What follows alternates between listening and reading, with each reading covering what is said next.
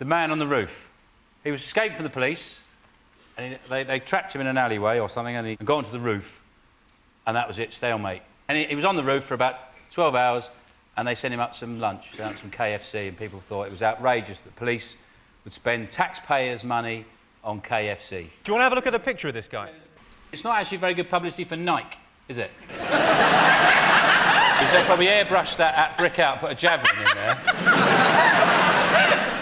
How long do you think they were planning to keep him up there? But he was up there chucking tiles. Yeah, he was chucking bricks off the roof. Yeah, he was chucking all the tiles off the roof, so definition, it wasn't going to be that long a sitting before he ran out of a roof. I'm very concerned about the media coverage on this, because essentially what the story is saying, that if you want to take a black man down off the roof, just send him up a bucket of chicken.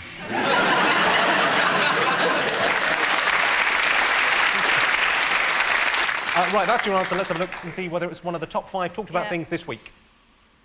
Yes, it is. Yes, this is the story of a suspected car thief who bombarded police with bricks from a rooftop and was given a KFC meal by officers. One onlooker said, and this is a genuine quote from the Sun newspaper, "It's disgraceful. Some innocent people are starving while this chap is being served like a king." Is that the King of Peckham, is it? OK, Dave, what do you think the nation have been talking about this week? It's got to be the World Cup. It started today. I think there's one thing that the Sun has been really harassing, almost bullying people into having England flags. Like, if you haven't got an England flag, you're some kind of illegal, immigrant, treasonous, psycho-terrorist nutter, because you're not going... Or Scottish. Yeah. But it's got a bit out of hand, because like, I was at traffic lights the other day, and this bloke pulled up next to me and had England flags. He said, "Where's your England flag?" And I said, "Look, mate, I don't need an England flag. I drive a Rover." It comes bottom in every What car poll for handling, safety, economy, comfort. It's I still bought it. Stick your flag up your arse. That is patriotism.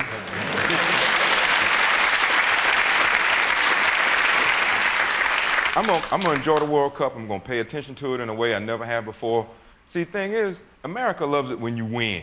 But what's great about here, a few weeks ago I was walking past the pub and there's a bunch of people celebrating. So I poked in to see what was happening, and dude told me they were celebrating the West Ham game. And I said, "Oh, they won." He said, "No, they lost, but they played well."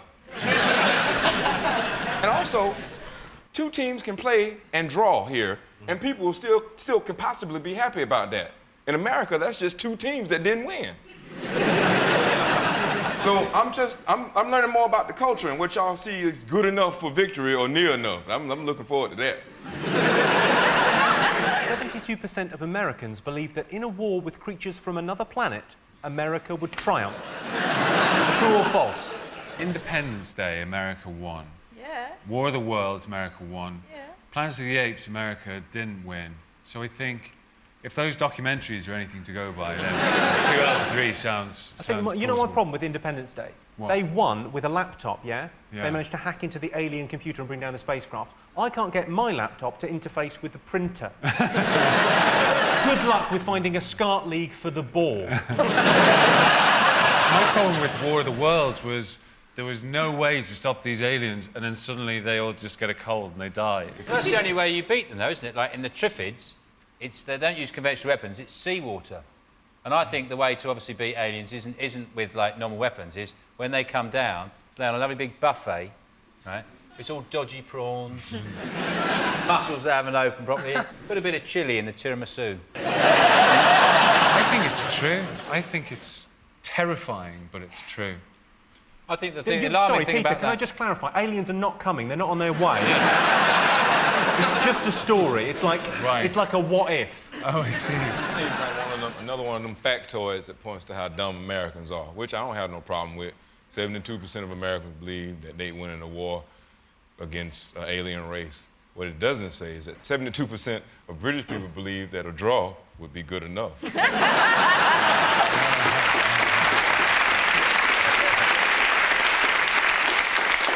Sean, what do you think, true or false? What it's saying is, are Americans thick? Yes, they are. Thick as pigs. Reg? I hate being put in a position to defend America, so I won't. 55% of women say they've asked a man to dance to try and work out if he'd be good in bed? True or false? I think it's false. 2 words, Michael Flatley. He can dance, he'd be in bed, wouldn't he? Why? He never uses his arms, does he? So there'd be no foreplay, then he'd kick the out of you, wouldn't he?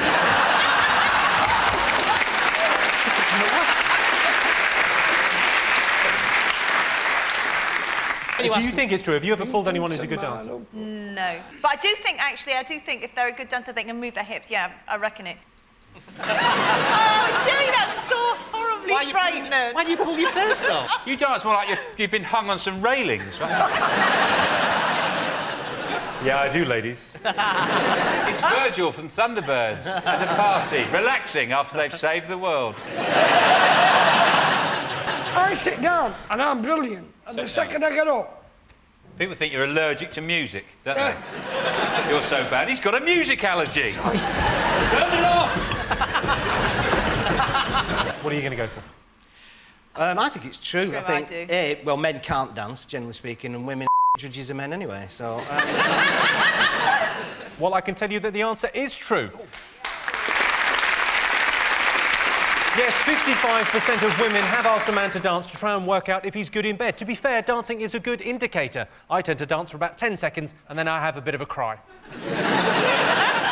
Britain's top con. Crisps. Crisps, the biggest con ever.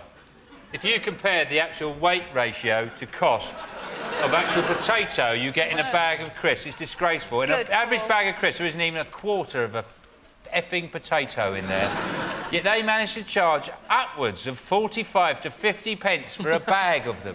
It's an absolute disgrace. It's a scandal. It's been going on for years. It's got to stop. I don't mind when they make a bit of an effort. They turn them into shapes like Monster Munch. Fair enough. You get away with that. You've done some work. Charge me a bit more. But you've sliced a potato, you've fried it, you put it in a bag.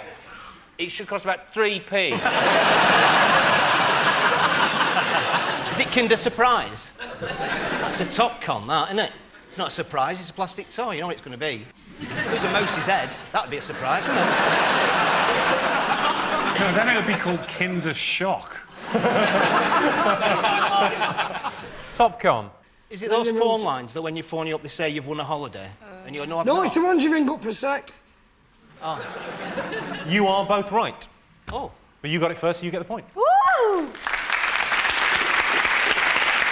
Britain's top con is premium rate phone lines. Most embarrassing thing that can happen to a man on a night out. Being with your friend in your flat, just kicking it, deciding to just eat a few aspirin, then 300 police officers kick the door in, and then they shoot your friend, and then you feel bad because your neighbor up the street is being bad and throwing stuff at people, but they gave him a piece of chicken.